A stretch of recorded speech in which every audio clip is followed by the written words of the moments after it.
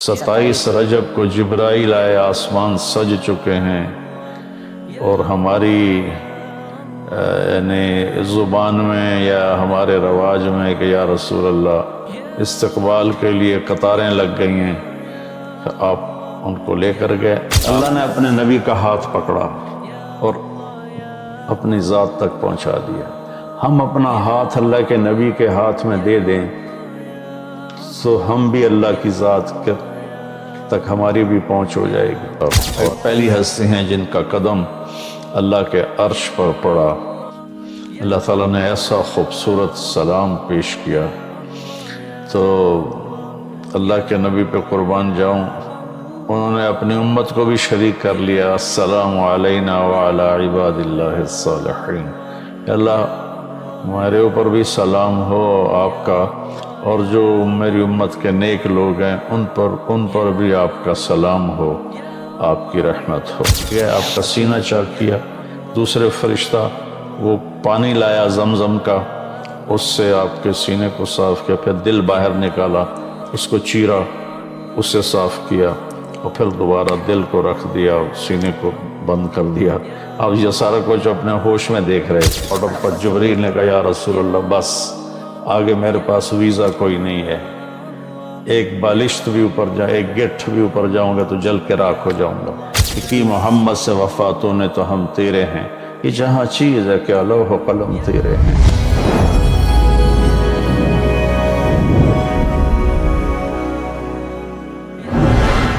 السلام علیکم ورحمۃ اللہ وبرکاتہ۔ الحمد للہ وکفی وسلام علی عبادہ الذین اصطفی، اما بعد۔ رجب کے مہینہ میں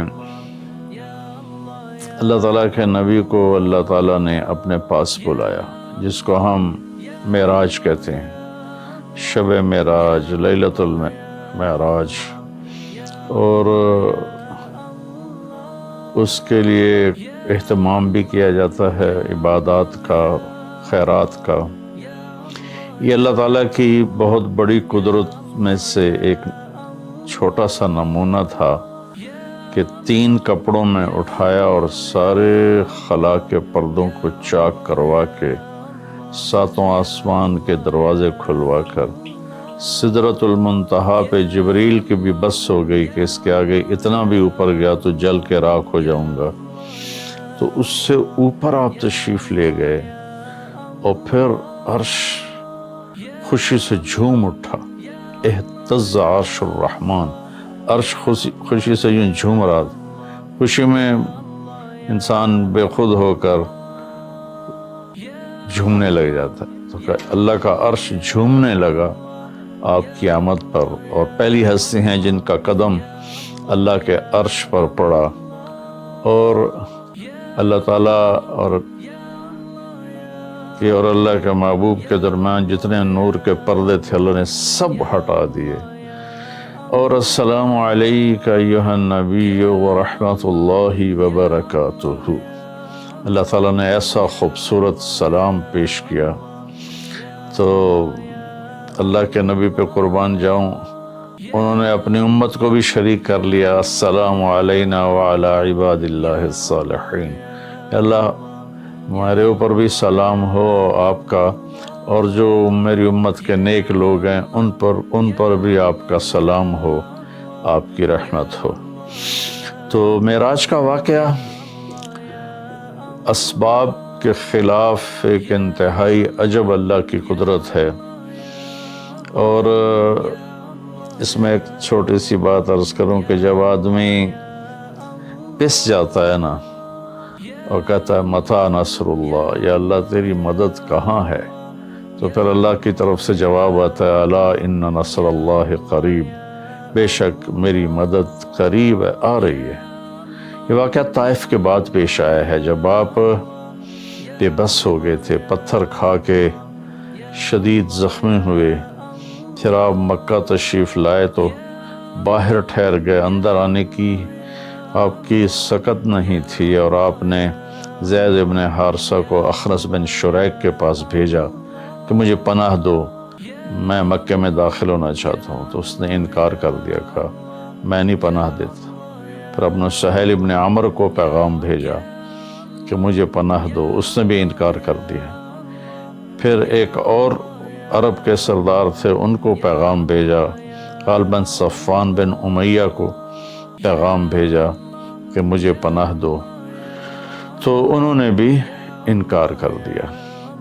تو پھر آپ نے مطعم بن عدی کو پیغام بھیجا، ان کے بیٹے جبیر صحابی بنے، تو مطعم بن عدی کو پیغام بھیجا تو وہ اپنے بچوں کو لے کر باہر گیا اور اللہ کے نبی کو اپنے بیٹوں کے ساتھ لے کر مکہ میں انٹر ہوا، حرم شریف میں آ کے اعلان کیا آج کے بعد محمد بن عبداللہ صلی اللہ علیہ وسلم میری پناہ میں ہے، انہیں کوئی ٹچ نہیں کر سکتا۔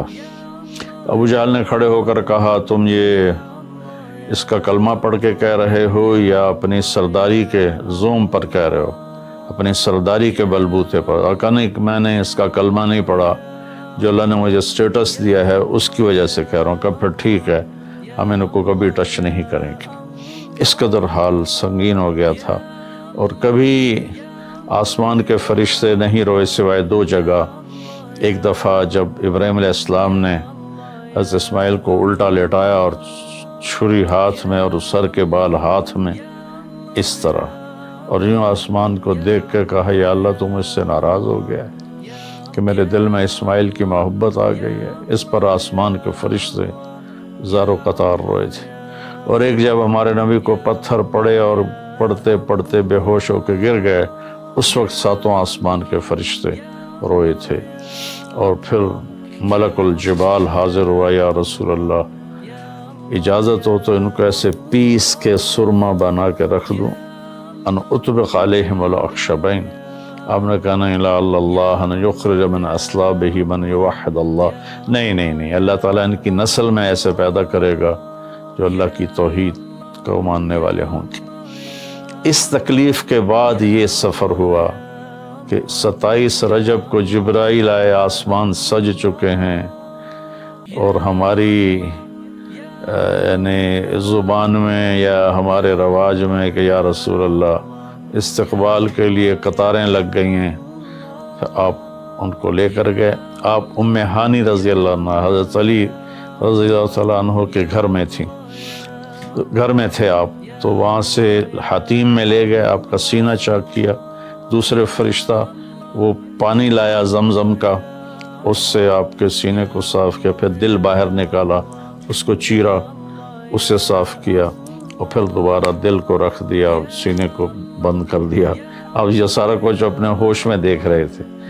پھر وہاں سے براق پہ سوار ہوئے۔ براق گدھے سے بڑا قد، خچر سے چھوٹا قد والا ایک جانور تھا، جس پر آپ کو سوار کرایا گیا، اور وہ تھوڑا مستی کرنے لگا تو جبریل بولے تو یہ پتہ ہے تیرے اوپر کون سوار ہیں؟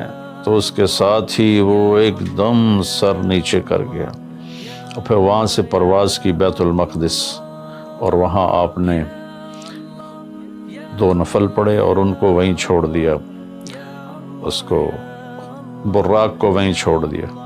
وہاں سے پھر سفر شروع ہوا اللہ کی طرف۔ اس سفر کو اللہ نے یوں بیان کیا، سبحان الذی اسری بعبدہ لیلا من المسجد الحرام الى المسجد الاقصى الذی بارکنا حولہ لنریہ من آیاتنا انہ هو السمیع العلیم۔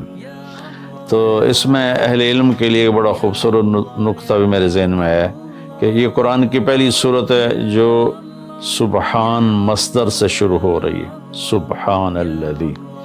پھر اس کو آگے لے جا کر اللہ تعالیٰ نے مصدر کے بعد فعل ماضی ہوتا ہے تو سبح للہ ما فی السماوات والارض کے ساتھ شروع کیا، تو مصدر آیا، ماضی آیا، ماضی کے بعد مضارع ہوتا ہے، فیوچر ہوتا ہے، مستقبل ہوتا ہے، تو یسبح للہ ما فی السماوات وما فی الارض الملک القدوس العزیز الحکیم۔ پھر اس کے بعد امر کا صیغہ ہوتا ہے، تو سبح اسم ربک الاعلی الذی خلق فسوی۔ یہ قرآن کا اعجاز ہے، قرآن کی خوبصورتی ہے، قرآن کی بلاغت ہے۔ سبحان، سبح، یسبح، سبح۔ تو اللہ تعالیٰ نے پہلے اپنی پاکیزگی کو بیان کیا کہ جو کچھ کہنے والا ہوں میں سب کچھ کر سکتا ہوں، میرے لیے کوئی مشکل نہیں کہ میں اپنے بندے کو لے کر گیا۔ اللہ آنے جانے سے پاک ہے، لیکن با کا اضافہ یہ بتاتا ہے کہ اللہ تعالیٰ کہہ رہے تھے یوں ہی سمجھو کہ میں اپنے بندے کو خود لے کر گیا اوپر۔ آپ جبریل کے کندھوں پر پروں پر سوار ہو کر نہیں گئے، آپ کا سفر الگ تھا، جبریل کا الگ تھا، یہاں تک کہ پہلے آسمان پر پہنچے تو دروازہ کھلا تو آدم علیہ السلام نے استقبال کیا، گلے لگایا۔ پھر اس سے اوپر گئے تو عیسیٰ علیہ السلام، یحییٰ علیہ السلام، زکریا علیہ السلام نے استقبال کیا، اور سارے آسمان کے فرشتوں نے استقبال کیا۔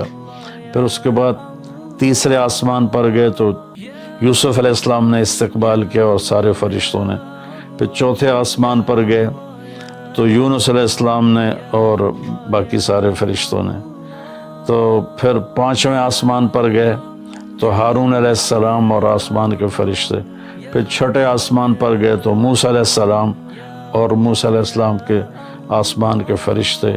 اس دن اللہ نے، میرا کہ میں نے پڑھا کہیں نہیں لیکن مجھے لگتا ہے کہ اس دن اللہ تعالیٰ نے سارے فرشتوں کی عبادت کی چھٹی کرا دی ہوگی اور فرمایا ہوگا بس میرے محبوب کا دیدار کرو، استقبال کرو، آج یہی تمہاری عبادت ہے، کیونکہ ہر فرشتہ بے قرار تھا کہ دیدار ہو جائے۔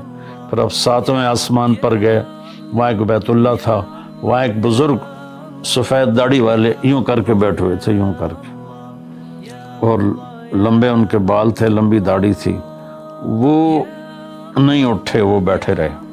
جب اب قریب آئے تو وہ کھڑے ہوئے اور کہا میرا بیٹا آ گیا۔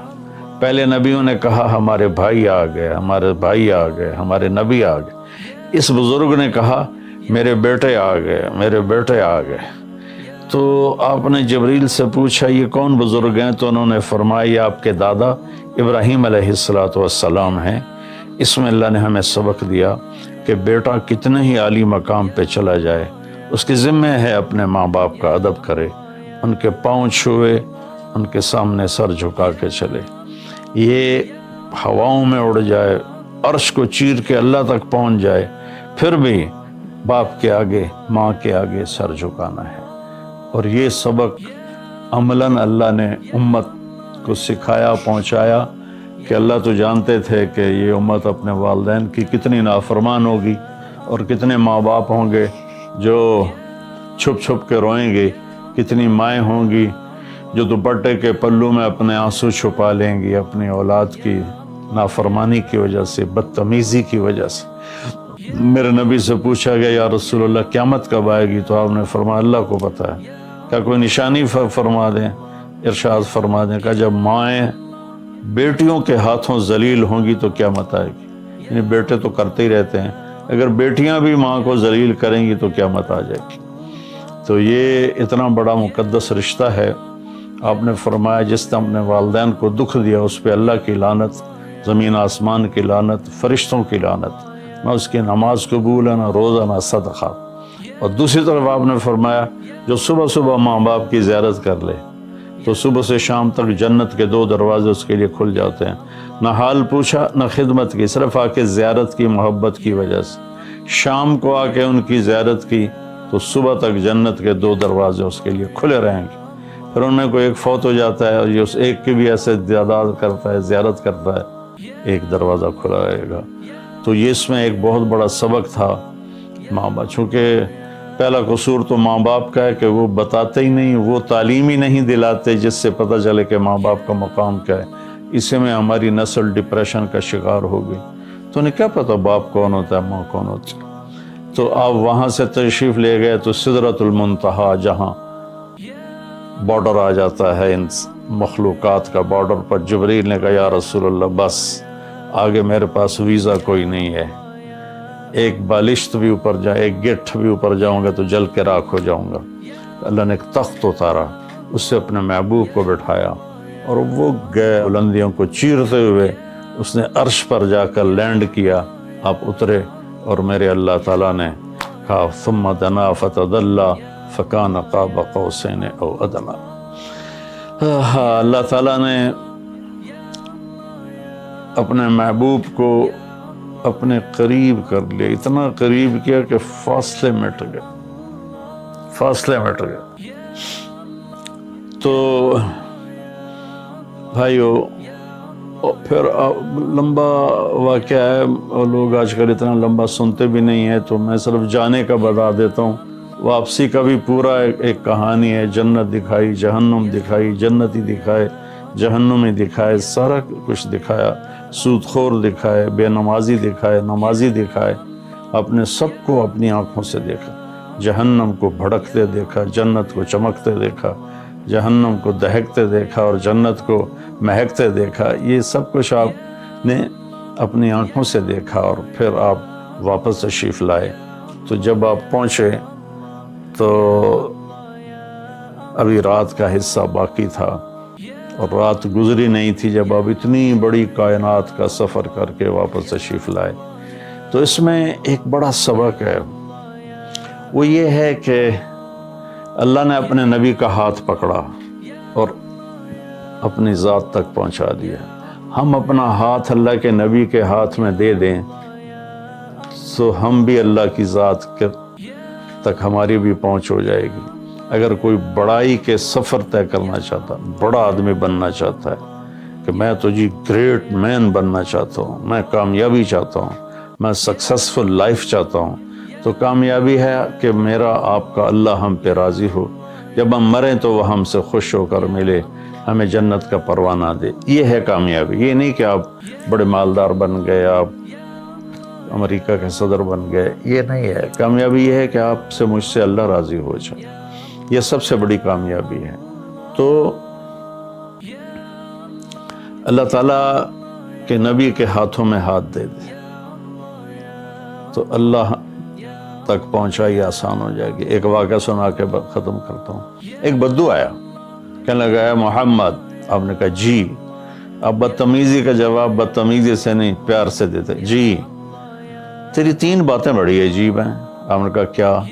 تو کہتا ہم باپ دادے کا دین چھوڑ کے تیرے دین پہ آ جائیں گے، ہم کیوں چھوڑیں باپ دادے کا دین؟ کہا اچھا، اور؟ تو کہتا ہے کہ ہم مر کے مٹی ہو جائیں گے اور پھر دوبارہ زندہ کیے جائیں گے۔ کہا اچھا، اور؟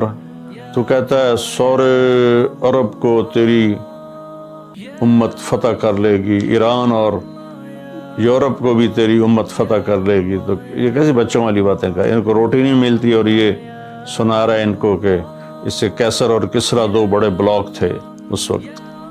تو آپ نے مسکرا کے فرمایا انشاءاللہ تیری عمر لمبی ہوگی، تو دیکھے گا کہ سارا عرب و عجم میرا کلمہ پڑھے گا، پھر